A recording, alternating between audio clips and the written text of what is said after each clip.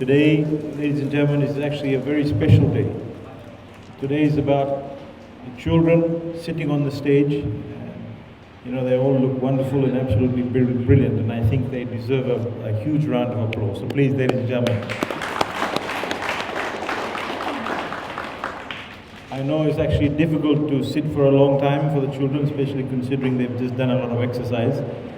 So I promise that I'll try and keep my speech as short as possible. As parents and as teachers, ladies and gentlemen, we put a lot of time and a lot of energy into preparing our children for the future, and rightly so. And I say this also as a parent myself.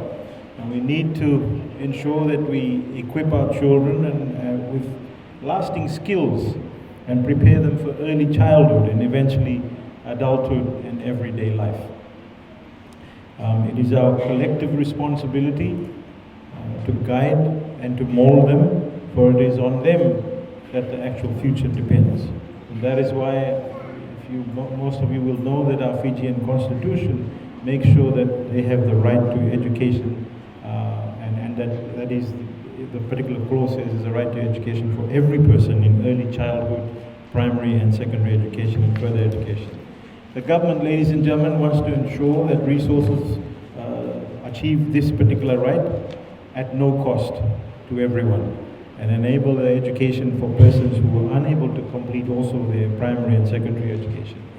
Ladies and gentlemen, now our next generations will face a much faster changing world, and what we have experienced, rather than what we have experienced as children, they will experience a once-in-a-lifetime occurrence that we've already just experienced, which is COVID-19, and they will see a much changed world that is dominated by information technology. And the growth of a knowledge-based economy is leading the charge, especially, as we all know, after the pandemic. The foundation of our economy, ladies and gentlemen, rests on education.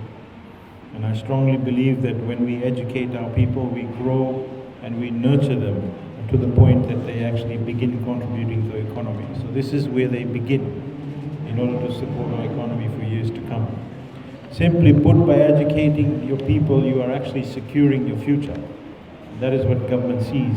Ladies and gentlemen, I was fortunate enough to have been raised in a family that was always prioritized education, and that of my brothers and sisters, and my mom especially. My mom was a very strong advocate, and she was also a teacher herself. There are many stories of even my childhood, in my journey through life that I could tell you. But there's definitely one thing that I want you all to remember, and the kids too should remember this. Learning is not a burden, it's actually fun. You should make it fun. And today, as we congratulate the young ladies and gentlemen of tomorrow, we know that they have made a start on a remarkable journey towards achieving this goal, and you have all seen them grow and develop. They've learned so much, they've remained eager, as we can all see, they've remained enthusiastic despite the pandemic, and I must thank all the teachers and the parents for the fantastic role that they have played to facilitate this process in adapting to the new normal. I know a lot of mothers and fathers have also had to adapt because we've literally been stuck inside for 2 years. As teachers also, ladies and gentlemen, your roles are absolutely important, and you don't only teach them the basic numbers and alphabets, but you teach them lifelong values, such as how to share, when to say please and thank you, and why you should respect your parents and your elders and your peers. And when you inculcate this and these values in children, they practice it outside the classroom too. For you as parents also, please continue encouraging and supporting your children's learning. Actively participate in their school activities right throughout their schooling lives. They need your time, they need your attention, more and more, and especially also at this very, very young and tender age. We take a lot of things for granted, but most definitely we should not take our children's education for granted. Our children are a key to a better, peaceful nation, and if they are actually taught well. Now, girls and boys, we are all very proud of you, and you're all very special people today. You've all worked hard to learn and make new friends, and also to be a good friend too. So well done, and congratulations to each and every one of you for your achievements. And ladies and gentlemen, remember our young children will move into a new year with new challenges and new opportunities. So as they move into their respective tomorrows, bright with goals already achieved and more dreams still to aspire to, we must also actively be a part of this particular transition. As parents, it's our duty to be involved in this important phase of our children's lives. They are our future, and it remains our untold responsibility.